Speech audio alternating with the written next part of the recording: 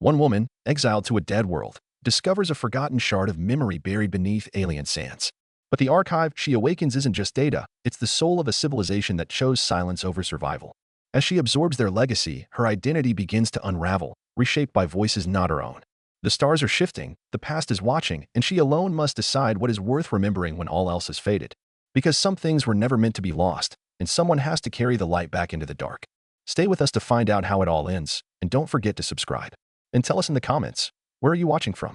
There used to be an ocean here. Not the kind we know. Not blue, not warm, not teeming with life.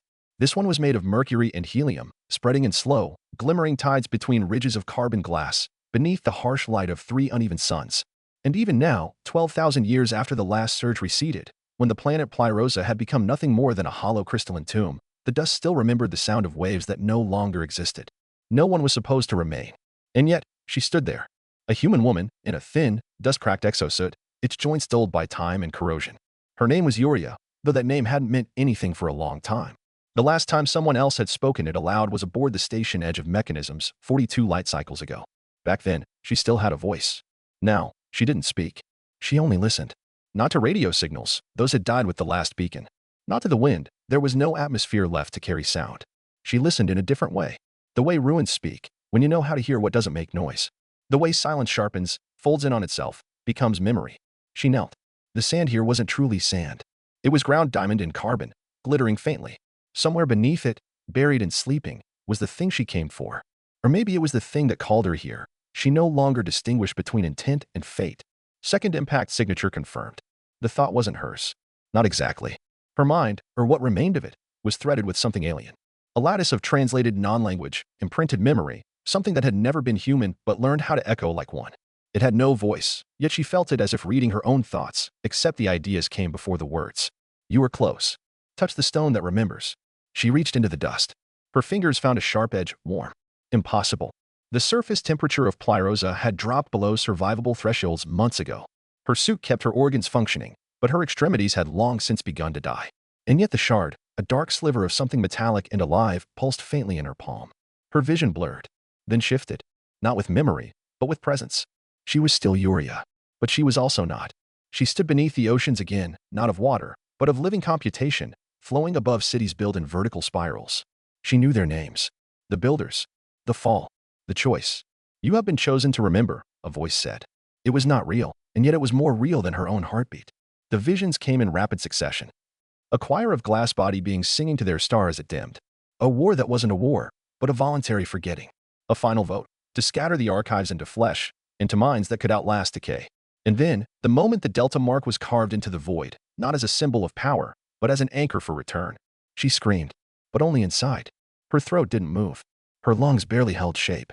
Her body was breaking not from injury, but because it could no longer contain the depth of what it had become a vessel for. The lattice was waking. She was no longer just human. Not entirely. She didn't pass out, she disassembled. Not in body, but in identity.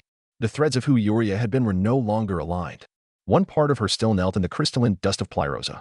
Another walked through the memory of a city made from music and magnetism. A third, deeper still, drifted between them, unanchored, observing both the past and the now. Fragment acquired, the lattice told her. You are not alone. She stood, slowly. Her knees were trembling. Her exosuit registered microfractures in the femoral supports, but no emergency response triggered. It wouldn't have mattered. The emergency had already come and gone. It had just been quiet. She turned her head. There was nothing behind her. Nothing should have been behind her. And yet, shadows. 4. Long-limbed. Watching. She blinked, and they were gone.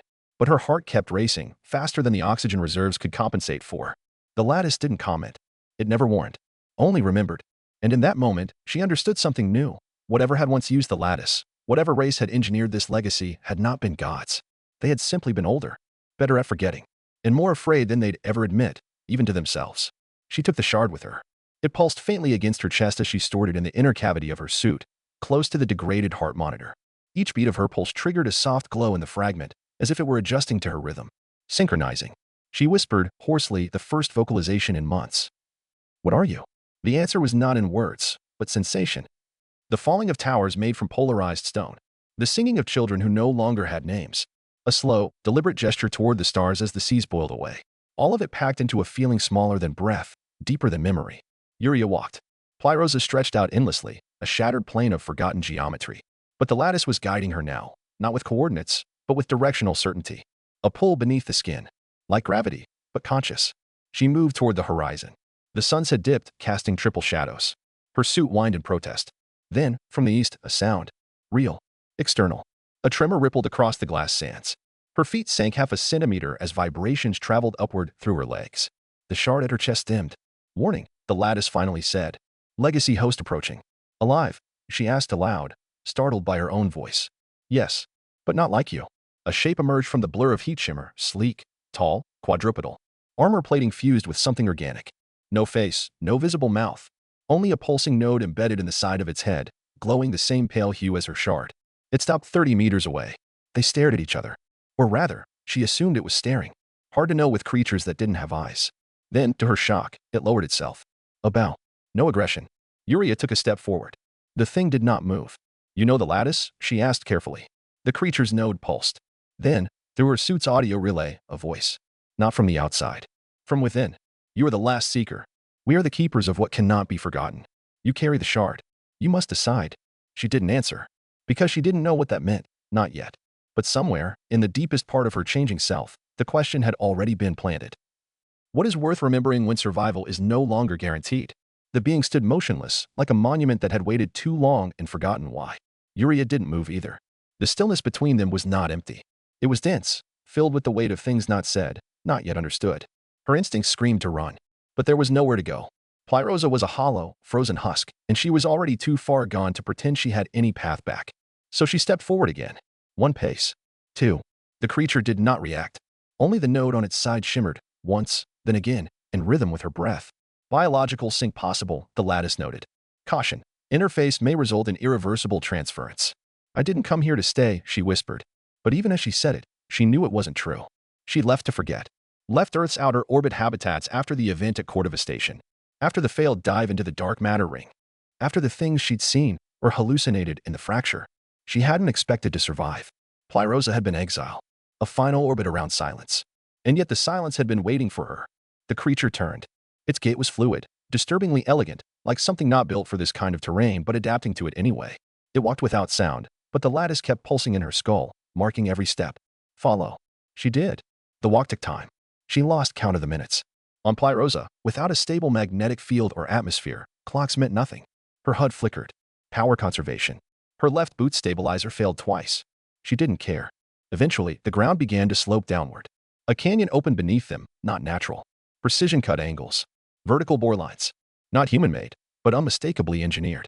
Vault threshold detected, the lattice informed her. The creature stopped near the edge, then looked back, or tilted its head just enough to suggest acknowledgement. Is this it? She asked. The node glowed once. Yuria stepped forward. The wind here, or what passed for wind, whistled through the cracks like a breath being drawn through ancient teeth. She descended. The vault was cold, but not dead. She saw signs of function, faint pulses along the walls, lights beneath translucent layers of mineral. As if the structure slept, but had dreams. A chamber opened before her. Octagonal. At its center, a pillar. Not large. Human-sized. But its presence filled the room like a gravity well. The creature didn't enter.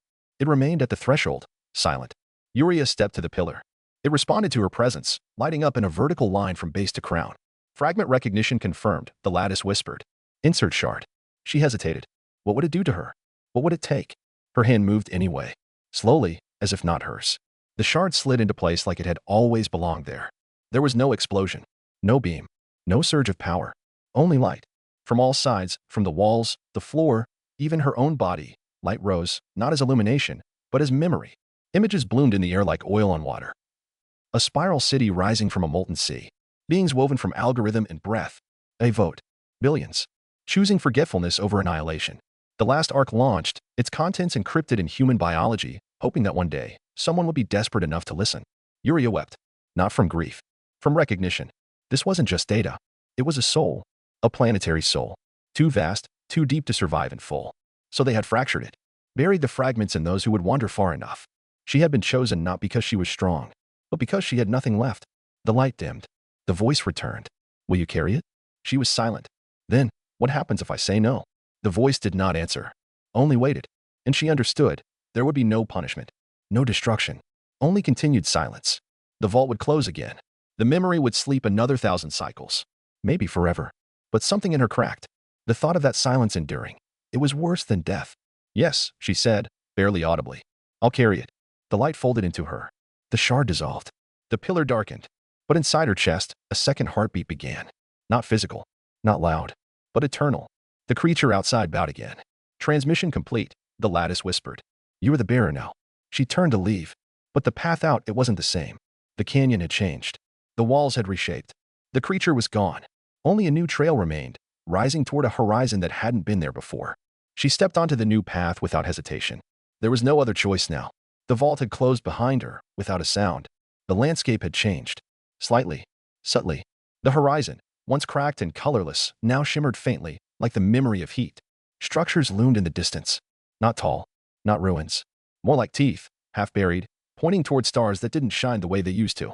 The shard's absence left a void in her suit's chest compartment. But not in her body. Inside, something pulsed. It wasn't biological.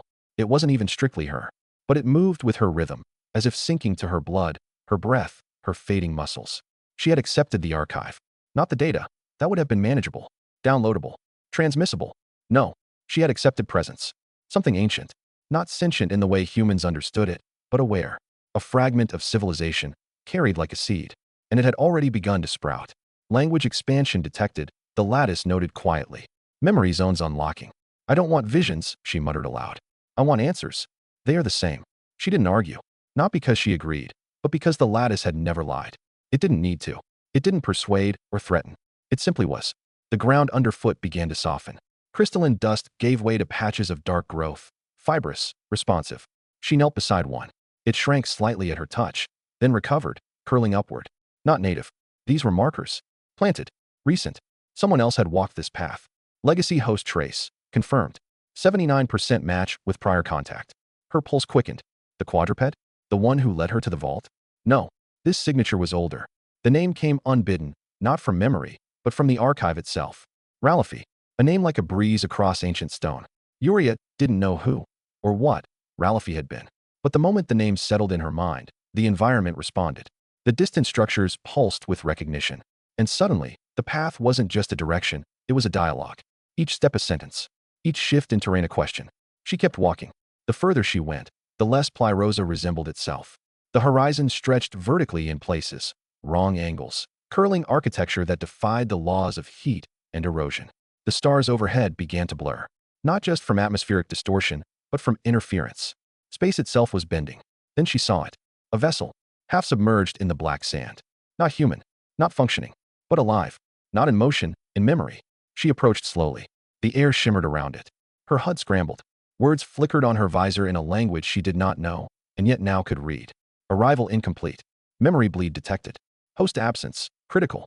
She touched the hull, and the world shifted. Not a vision, the lattice warned. Direct memory interface. Prepare. Uriah didn't have time to prepare. She was pulled inside. Not physically, but in totality. She stood in a chamber of living metal, surrounded by thousands of beings, none solid. All light, refracted through memory. They looked like trees made of bone, like birds stitched from probability, like fire that mourned. And they were all dying. Do not forget us, one said, through her, within her. We were beautiful. We made the stars sing. And we were afraid. Another voice, layered beneath it. We chose silence. You chose remembrance. Be better than we were. A surge of feeling flooded her. Awe, grief, terror, the unbearable weight of knowing that entire civilizations had opted out of history. And now she was their antidote. She collapsed, trembling. The vision faded. The ship behind her was just a husk again. But her body remembered. The archive wasn't passive anymore. It was curating, choosing what to show, what to reveal, what she was ready to carry. She lay there for a long time, staring at a sky that had begun to move. The stars, once still, now drifted, as if the entire planet had come unanchored from the laws of motion. Finally, she stood, because the journey wasn't over. And whatever came next, she would carry it. The stars above her rotated with no center. She wasn't sure anymore if Plyrosa was spinning, or if the concept of direction had simply stopped applying. Her suit's telemetry was failing. Compass data returned conflicting results. Up was a suggestion. Down was emotional. The archive didn't seem concerned. Gravitational axis no longer meaningful. Proceed along intention vector. Uriah chuckled, dry, cracked. Intention vector. That's poetic. Poetry is a survival mechanism. The thought struck her harder than it should have. She almost sat down in the black sand again, just to feel something steady, but the pull in her chest, that second heartbeat, urged her on. She didn't know how far she had to go, or even what direction far meant anymore. But the archive did, not by giving her maps, but by remembering forward. She crossed a ridge of cracked basalt. Below lay a field of ruins. Not buildings, not machines. Shapes, half-formed and broken, like prototypes abandoned before birth. They looked like things that wanted to be structures, but never agreed on what kind. And at their center, a spire, black, thin, flickering slightly, as if it were not entirely here. The archive surged within her. Final anchor located. Transference event imminent. Yuria stopped. Something inside her, something human, recoiled. There was no certainty that her body could survive another event. The last interface had nearly broken her. She was no longer just bones and skin wrapped around data. The lines between memory, identity, and structure were coming undone. Am I still me? She asked aloud. The archive didn't answer, but a voice did. From the spire. Not heard, felt. A resonance in her skull. You were more than one. She took a step closer. The spire reacted, its surface peeling open like slow lightning. A shimmer within revealed more of those flickering figures, light beings, fractured across dimensions. Only now, one of them looked like her. Not exactly, but close enough.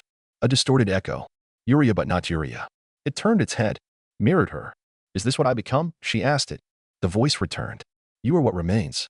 She reached out a hand, and her fingers passed through its chest. Not empty. Full. Of layered songs, too many voices to isolate, too much sorrow to carry in flesh. But she did not die. She absorbed. Anchor link established, the lattice said. Initiating synthesis. Her body lifted. Not by force. By acceptance. The spire pulled the archive from within her, not extracting it, but duplicating it. Copying her memories, her feelings, even her doubts, and folding them into something new. Something next. Visions blurred together. The last star folding inward in an ancient galaxy. A child being born in a refugee dome above Titan. A scream in an unknown language as a civilization dissolved its own cities to avoid war. A map made of grief and gravity, etched into the bones of travelers who never returned. And through it all, Yuria. Not as observer, not anymore. As witness. She came back to herself with a violent gasp. She was lying on the ground. The spire was gone. The ruins had vanished. Only a single object remained beside her. A stone. Smooth, palm-sized. Warm. She picked it up. It hummed softly. The archive had made something. With her. Through her. Not a weapon. Not a machine. A message. Compressed. Dense. Emotional. She didn't need to ask who it was for. She knew.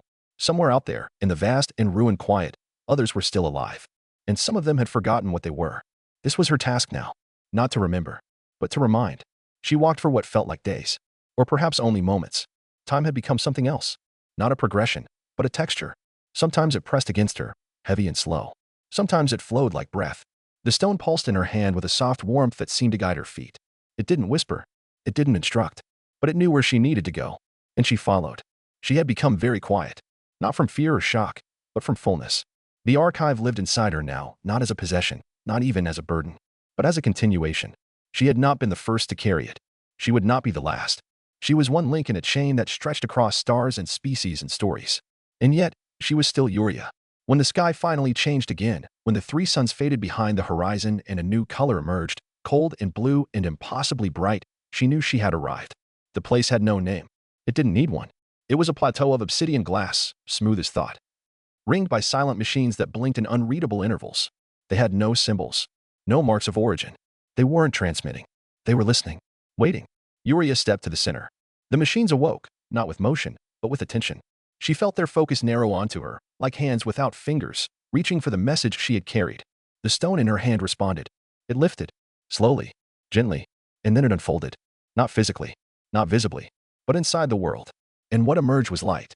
It wasn't bright. Not harsh. It was memory made visible, not just from her, but from all those who had come before. Fragments passed through her mind, through the glass around her, through the dust under her boots.